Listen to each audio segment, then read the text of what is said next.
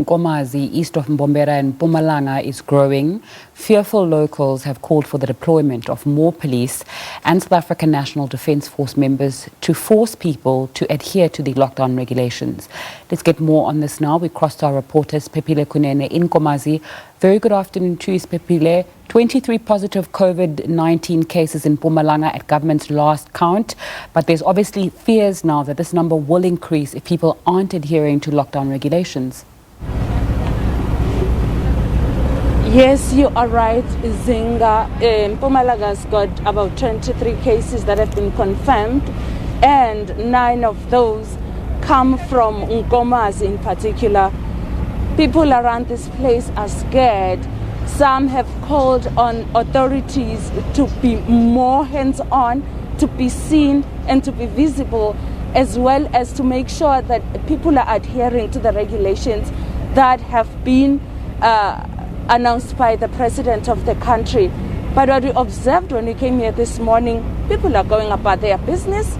Some of them were not even scared to talk to us and tell us that, yes, they will continue to do their business because they are hungry, they don't have food, they're not getting those food parcels, even if they have registered. And the numbers that are there, they're supposed to be called from SASSA and the municipality, don't work. Therefore, they feel and see the need to get out of the house and try and fend for themselves. With me here is Cyril Ripinga, who speaks for the municipality in Nkomazi. Ripinga, we spoke to the people this morning. They made it clear that they won't stay home. This is a very serious concern. Our people do not want to adhere to the regulations of the lockdown. People are roaming around the streets. They are making unnecessary excuses and making false allegations just to be on the streets. Our concern is that the number keeps on increasing every day because Nkomazi is the epicenter of this virus in the province. As you have said earlier on, that we've got 9 cases in Nkomazi alone. That makes us to be very much worried. The ignorance that we see from people makes us to be more worried now, but we are trying our best. We have already engaged with the security cluster to ensure that they are visible. Soldiers are also here to assist. Subs officers are also here to assist. So we are positive that maybe this will also ensure that people see the visibility of police and they'll be able to stay at home.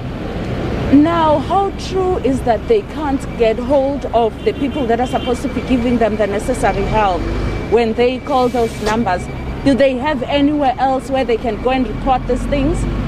We have heard those concerns from community members, particularly on the issue of food parcels. But we have been assured by the Department of Social Development that they are working overnight to ensure that these people who are trying to get hold of them are able to get the assistance. But you must also remember that there are those who do not qualify at all, but they also expect to get food.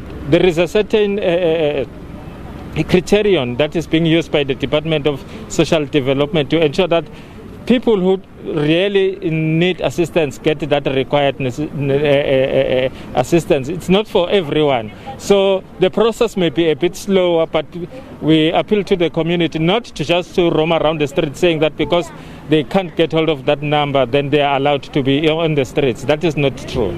But as a municipality, do you have plans in place should this thing blow out of proportion and we do not get to a point where the country is able to combat it, especially here? Do you have plans in place where people will be placed and all those? Yes, there are a number of places that have been identified by the municipality in conjunction with the provincial government. Plans are afoot to ensure that should any occurrence being experienced here, those places identified will be utilized. But we do not want to come to that extent because we want to save lives. Our message is very clear and very simple. People must adhere to the regulations of the lockdown. People must stay at home. That is our very serious concern. Remember the challenge that we are faced here. We are a cross-border municipality. We've got Mozambique here on the eastern part, and then we've got also Swaziland on the northern part. So this also creates a problem because we have heard a number of allegations that there are a number of people crossing illegally in those areas. But we have been assured by the South African National Defence Force that they've deployed more soldiers to mend the fences. So this alone also creates a problem, because if people are not careful, if they do not want to stay at home, they will be able to be infected by this disease. Now we are at a roadblock here. Police are hard at work, traffic police are hard at work. What is it that they look for? Do all these cars that are passing here possess permits? Look, it's very worrying. If you see the number of cars that are passing by here, you do not know where these people come from. Where are they going to? It's a lockdown, but to them it's business as usual. That is a problem. We are trying by all means. I think our traffic officers, as you can see them, they are hard at work trying to stop these people, to find out exactly whether they have permits. Now they'll come up with excuses that no, they are from shops and so forth. Others come to the shops just to buy bread, just to buy airtime and so. Nothing serious. That becomes a problem. We still appeal to our community to stay at home.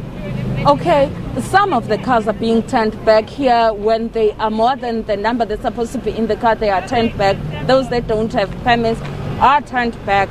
Will that in a way make people understand how serious this thing is? And earlier when we passed here, there were SANDF members as well as SAPS. Are they now in the communities, in the homes? Yes, a number of people have been turned back. We applaud the presence of our security personnel here to ensure that people are told what to do, but the concern still remains. You know, we can't be all over the places. In Nkomazi, it's very big. Now, imagine if we've got to deploy soldiers and police in every village. That is very much problematic. We can't do that at once, but we appeal to the community to stay at home.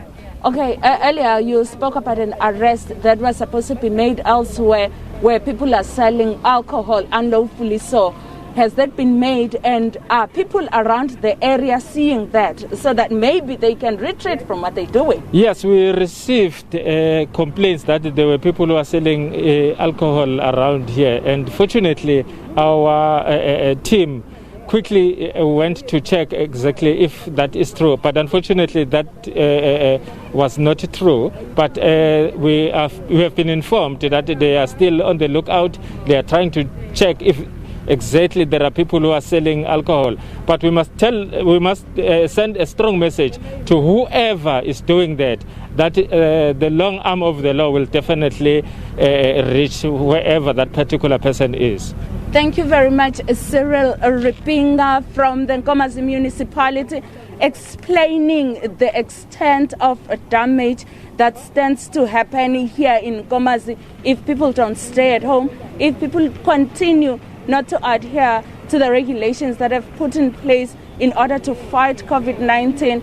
We also understand that there's been members of the police, there's been members of the SANDF that have been deployed on the ground, that are going around telling people to stay at home, avoiding situations whereby they'll have to use force to make sure that people are staying at home. Therefore, the situation here is not promising. Behind me, there are cars passing like it's a normal day. Though they get stopped and some get turned back, they're still not adhering to the expected regulations, despite the fact that their local radio station keeps telling them that the numbers are growing. Nkomazi is a rural municipality. Whatever plans they have in place, they are plans to make sure that they are safe. But should this disease get out of hand, they'll be unable to get the necessary help. Nzinga. Siphephile Kunene coming to us from Mpumalanga, giving us an update there. We have reporters across the country keeping you informed about what's happening, the latest in the COVID-19 numbers and compliance.